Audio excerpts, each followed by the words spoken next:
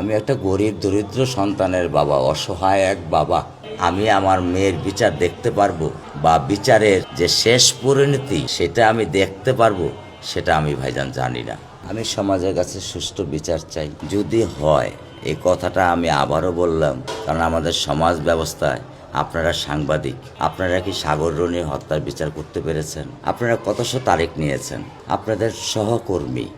আর এই জায়গায় তো আমার একটা ছোট্ট মাসুম বাচ্চা, আর আমি একটা গরিব দরিদ্র একটা সন্তানের বাবা।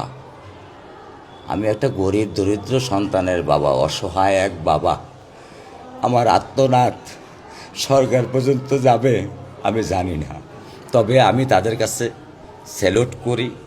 প্রত্যেকটা অফিসার, ডিবি বলেন, সিআইডি বলেন, পিবিআই বলেন, এই জায়গার স্থানীয় পুলিশ বলেন, ওনারা যে সহযোগিতা, যে সহমর্মিতা, তাদের যে আন্তরিকতা ওনারা দেখিয়েছেন, আমি তাদের কাছে কৃতজ্ঞ।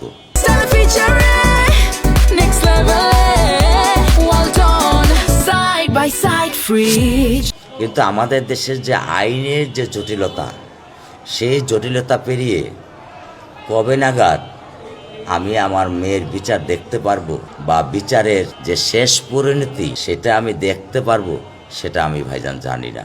সেটা আপনারা জানেন, আমাদের দেশের সরকার জানে, আমাদের দেশে দামি দামি উকিলরা জানেন, কারণ তারা টাকার বিনিময়ে যে কোনো একজন মানুষকে তারা জামিন করিয়ে নিতে পারেন। তারা সেই ক্ষমতা তারা রাখেন।